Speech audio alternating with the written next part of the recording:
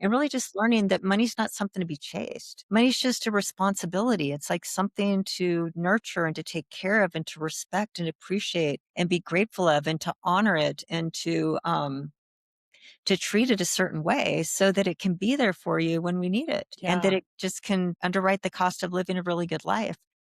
But it has to be nurtured and cared for and taken care of and grown.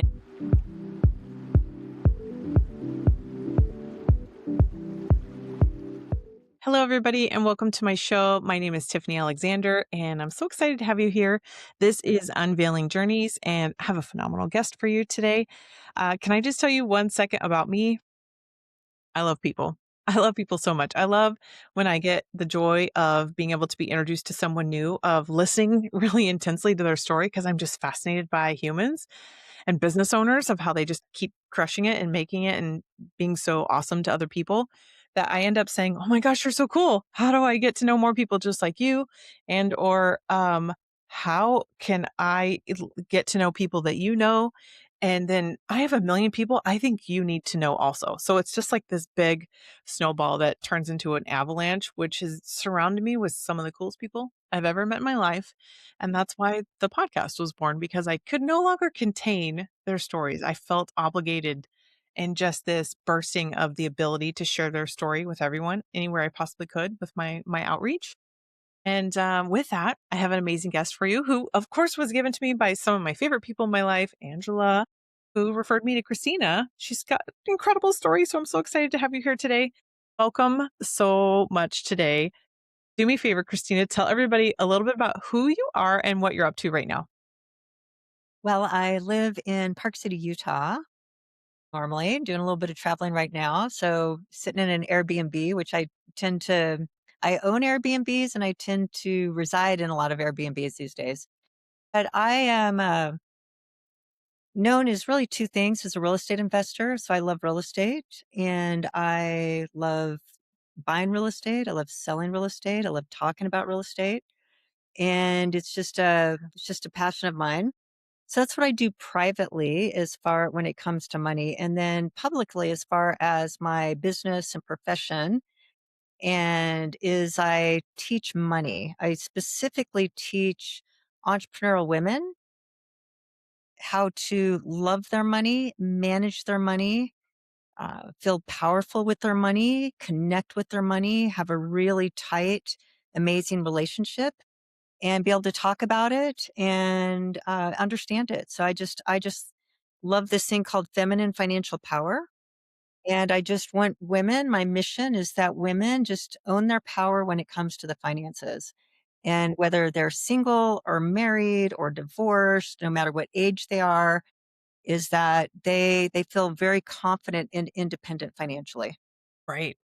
I'm with you 100%. The shocking amount of women that I talk to that are like, nah, or no, I couldn't. I'm like, wait a minute. Are we living different lives here? What can I do to encourage you right now to know, huh, if we can operate a household, you can definitely operate finances by all means. We're already doing it. If I have to leave it too, I got to get snacks for the kid. Like we're already doing it. We just got to rotate out what it is that we're thinking about all day.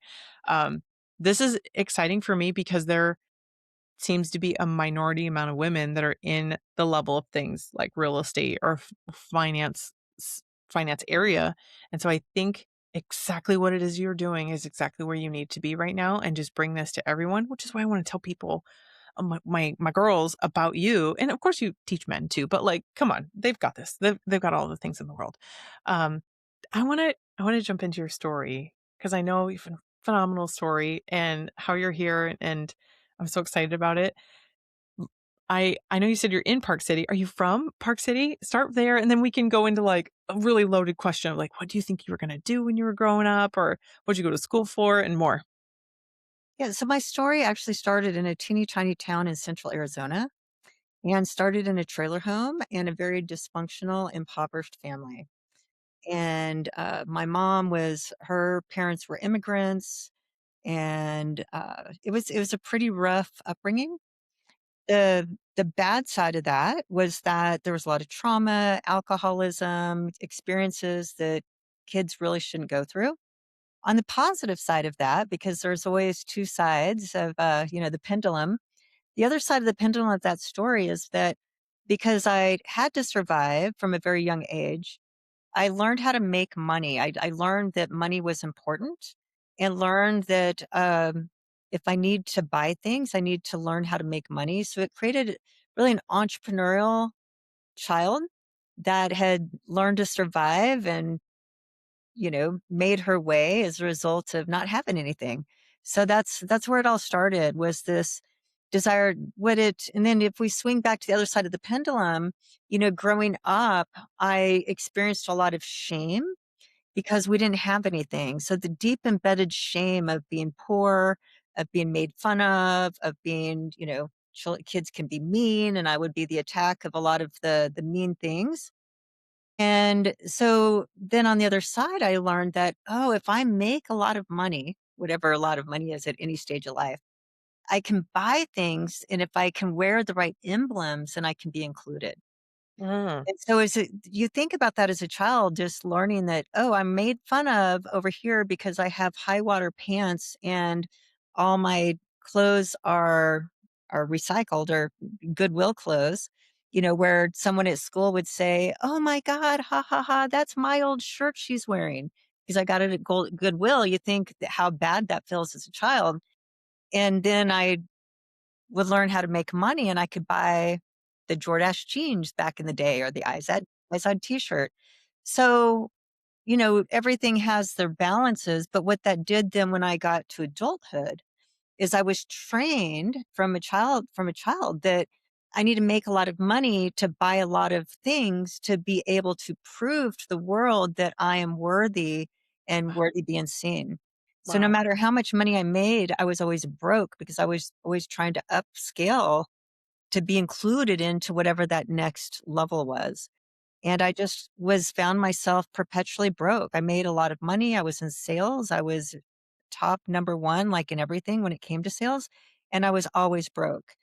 And I just lived that way for a long time until one day I decided, what is wrong? How do I make more money than anybody I know? Yet I'm the one that is always struggling, which is kind of what led me to do the work that I do today eventually. Yeah, yeah. Did that like what was the sales work that you got into that I know a lot of that probably weaved into the rest of your story. I know you did real estate.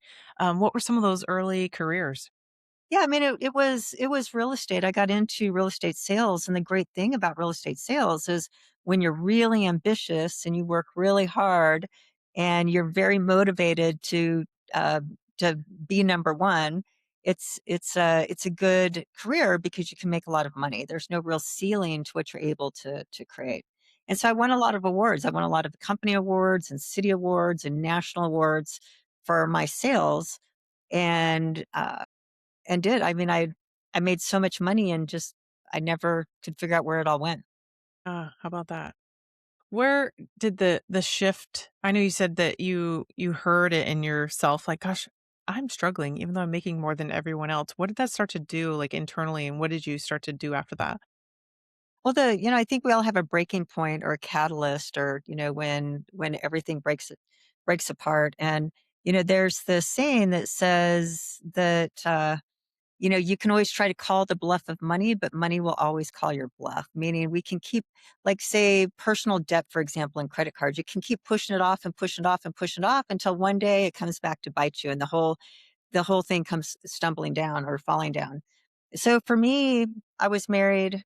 I had two babies and ended up getting divorced. And the divorce was over all the stuff that we'd bought with all the money that I had been making. And I realized, and then through this divorce, I don't feel a lot of shame in my life these days because I've done a lot of work on that. But the one thing I'm probably still hold some shame about is like how bad both of our behavior was, but I'll be accountable to me.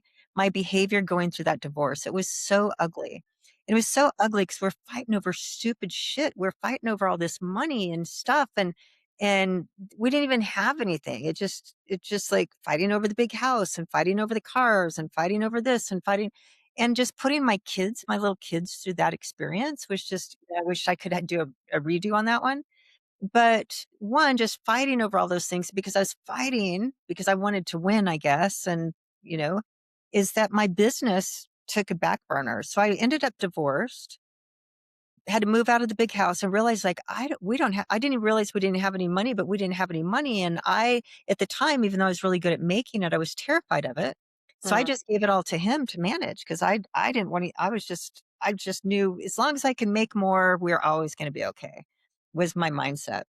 And come to find out, we had, like $100,000 of credit card debt I didn't know about, $100,000 tax liens that because tax hadn't been paid. And he didn't know anything more about money than I did. I just thought he had it all handled. And so I was accountable because I didn't pay attention to anything.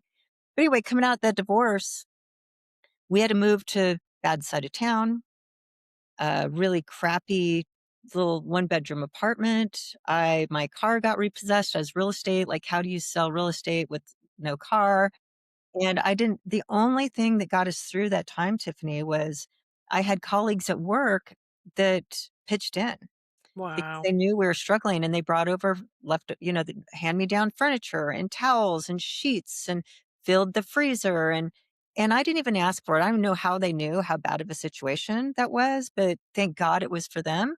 I really don't know how we would have survived if they wouldn't have, they put some money in the bank account and they were just betting on me. And the on one hand, it was what a gift, right? That Yeah. I got, like, just all this help.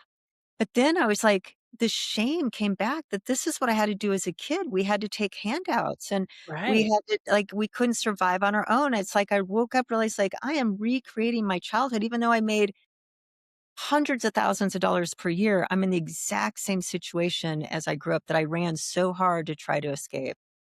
It was just this head scratcher of how did I wind up here? I don't understand how I wound up here. And like I could not get it. And then so I'd actually, because I always had like a sales coach. And so I went to my coach, like a mindset coach that came from my sales coach. And my mindset coach said, "You don't understand money. There's a science to getting rich, and you are betraying all the laws. Wow. And if you want to change your financial situation, you need to understand the financial laws." And I didn't know what he meant. And I was like, okay, what do I do? And he said, go get this book called The Science of Getting Rich. And it's the first money book I ever read. And I read that book, and the book it has this passage, and it says, there's a science to getting rich. And it's just like algebra and arithmetic that when you follow the laws, you will get rich. But if you don't follow the laws, no matter how capable you are or how smart you are, you will remain broke. And so that said two things that if I kept doing what I was going to be doing, I was probably stay broke for the rest of my life. Like this paycheck to paycheck is what I call broke, just regardless of income. But if I studied these laws, if this were true, I could actually get rich. I could change my life. And so I read the book and I started studying the laws of money. And it was studying the laws of money that, I mean, faster than I could have ever imagined, but coming out and, the rest is history. And I've built a lot of wealth and I've done really well financially through being an entrepreneur and just following the laws of wealth building.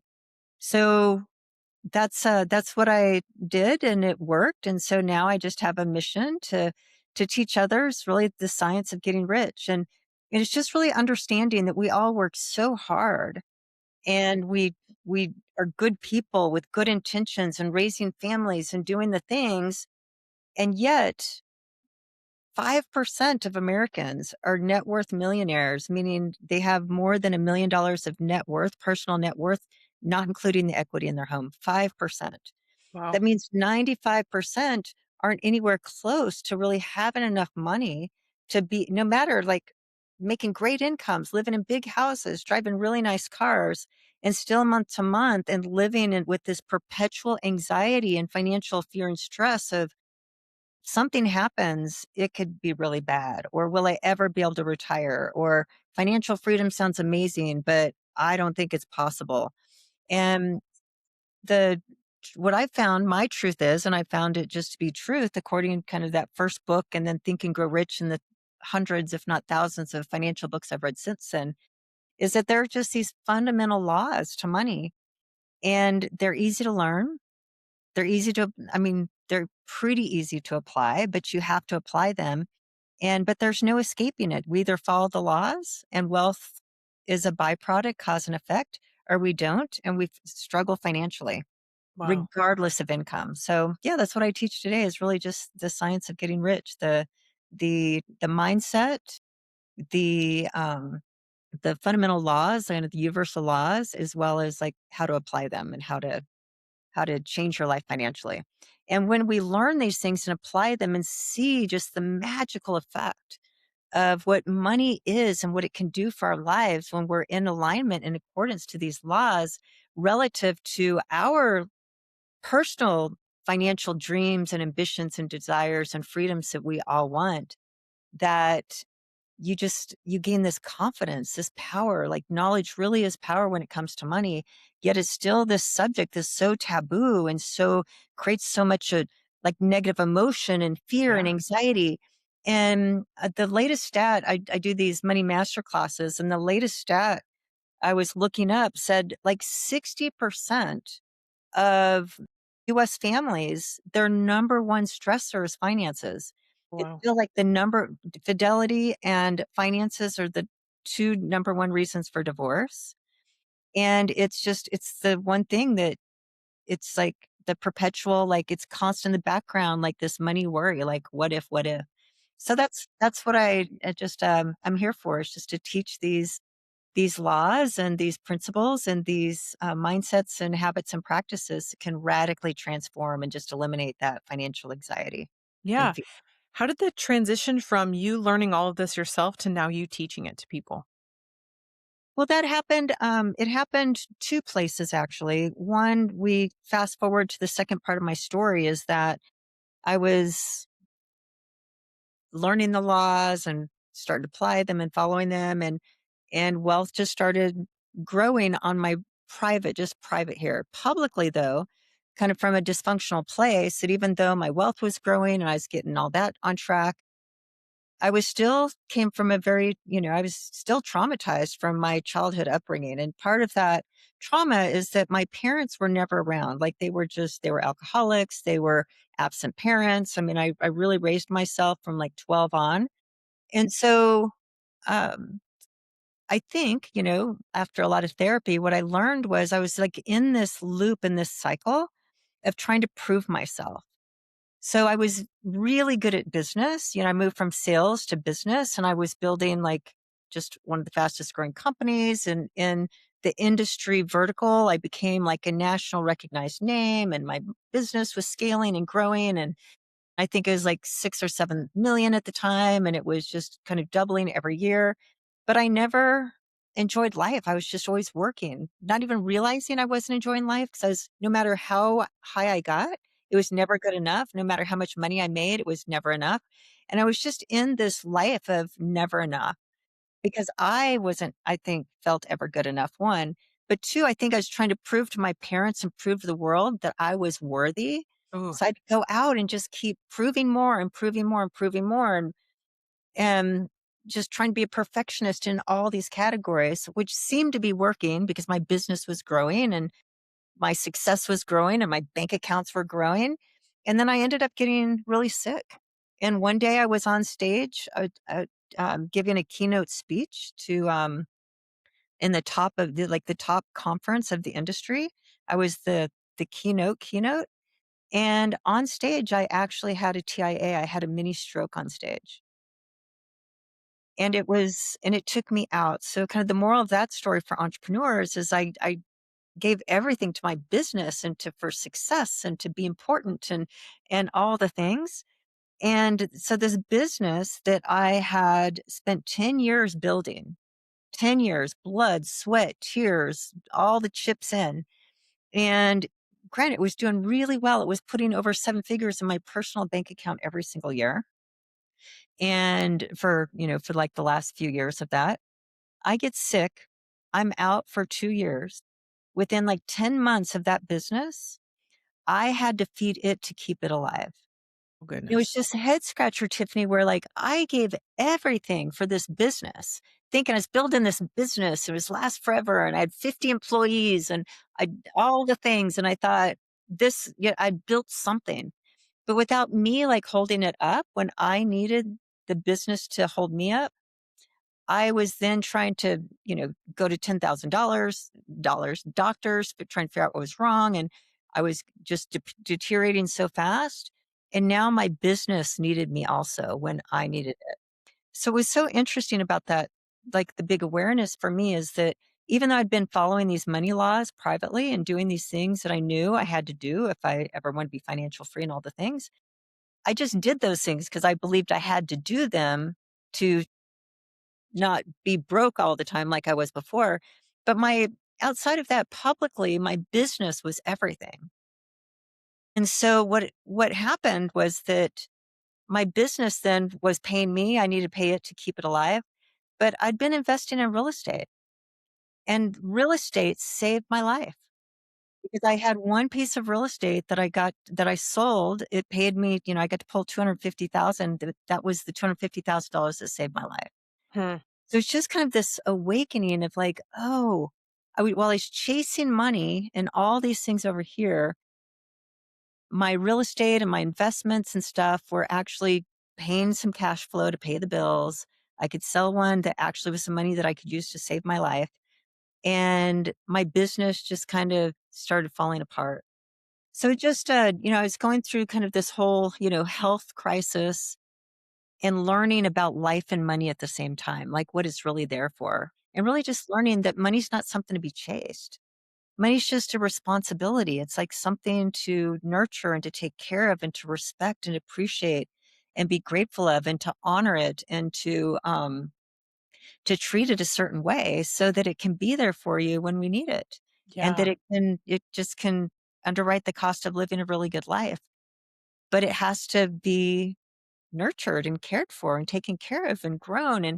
And so coming out of that, what brought me to do what I'm doing today is I just realized that it was just such a big awakening and learning that I don't say this very often, just sometimes it pops into my head, but um, I actually I made a wager with the universe and said, if I get a second chance, I'm going to teach what I've learned on my deathbed Yeah. because I just think it's so important. And I had to be taken out at the knees like that for me to wake up because I was just so willful and determined and all the things.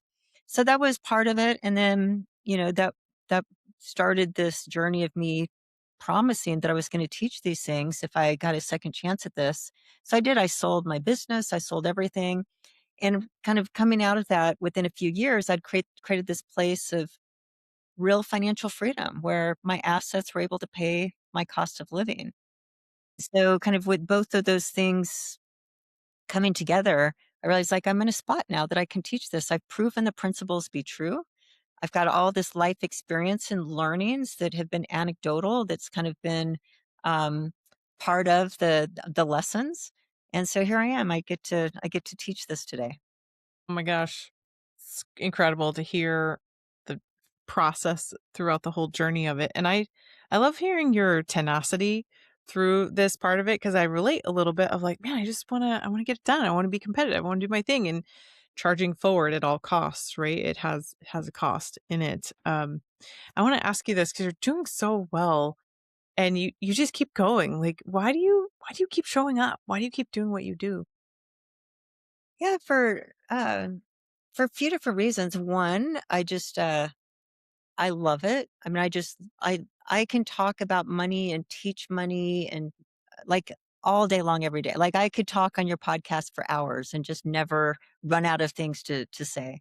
So I think it's just a true love of teaching and sharing this knowledge and wisdom to others. And two, it's just to make an impact, just to make, just a positive footprint without at the same time being attached to any specific type of success outcome. That it's like, I'm gonna speak and teach and share with as many people as I can, and let this ripple out without before it's just like, I have to this number and I have to that number. And if I don't, then what's wrong with me? And I need to push harder and do harder. So it's just very fluid these days. And so it's kind of that balance of sharing what I can with as many people who want to listen and not being stressed out about it at the same time. I love that. At this point, people are thinking, wait, I want to know you. You're teaching this stuff. I want to know more. What's your favorite way for people to come find you? The best way probably right now is my YouTube is just at Krisstina Wise on YouTube, where I do a lot of teaching on YouTube. And then I'll send you a link. I have a link for I teach a master class just every other week. And so if you just want to go to YouTube and, pick up YouTube things, that's the best thing. But really, if you want to learn these fundamental laws, I do a 3 hour, 2 times a month, just master class where I just share what we've never learned about money. And once you learn these things about money, that I mean, none of them are earth shattering, but you learn them, you realize like, oh, I'm betraying these. And if I am, I'm probably bumping up against some financial anxieties or stress or issues or something that it's so easily fixable. So, yeah, if anybody is just curious about what the laws are or just want or are in kind of a financial stressful situation, then come to the master class. Mm, It's been great. it's just been 3 hours. It'll blow your mind. And seriously, 3 hours will change your life. Oh, yeah, 100%. I agree. Um, all right. I only have two questions left. And the first one is what's next? Like what's on the horizon? Yeah. So on the horizon is in 2025, I wrote a book. And what's interesting about that, I didn't intend to write a book. I didn't try to write a book. I just sat down to actually write a module in my course. I actually have uh, a personal finance course that I kind of coaching program and course that I that's what I do. And so I just people ask me about real estate all the time. So I thought, oh, I'll just write an extra module, kind of a bonus module for this course because I get asked about real estate investing all the time. I just sat down to write a module and I kept writing and writing. So for 2025, I wrote most of the year and I wrote this book. Nobody wrote one word of it for me. So what's on the horizon is getting this book out into the world. And I wrote this book about real estate investing that is really designed for the entrepreneur who's curious about investing in real estate is kind of their investment plan. But I wrote it through the story of it's all story. So it's almost like an autobiography written through the lens of my real estate investments. But I teach real estate with like every house telling its own story of how it got bought or what it got used for or how it played into this whole narrative of real estate as it's just kind of this part of life. So that's what's next is publishing and getting this book out into the world. Love it. Well, we have high expectations. 2026, I already knew was going to be a phenomenal year, and it sounds like you're right on track for that. So keep your eyes out. You're going to go follow Christina on her website and YouTube. And so that way you can see when that's going to release and you can be one of the first few ones to get it. All right, last question. It's the wrap up one. Like, what did we want to leave our audience members with? And what are your golden nuggets of wisdom that we can end the show? Yeah, I mean my message is always the same is that my like mission, like I've mentioned, is I just want women to be financially independent and confident and secure and ambitious and not be afraid of the money. And so that's my message is like all women to have feminine financial power because money in the hands of women just make the world a better place. And when we just know money, understand money, know how to invest it, know how to make it, know how to save it, know how to grow it, um, yeah, I just think overall we're going to live in a much better world. Oh my goodness, this has been so good. I'm so grateful to have your time, and I'm so awesome. It's been incredible to have you on the show. Thank you so much for you and your time. And everybody who's listening, thank you so much for staying this long and listening to Christina's story and unveiling it and her passion. So go follow her and see all this wonderful stuff, and then go check out her masterclass she puts on every other week. Um, Everybody, you go have a great day. I'm so excited, grateful that you guys are here, and I will see you all on the next episode. Bye.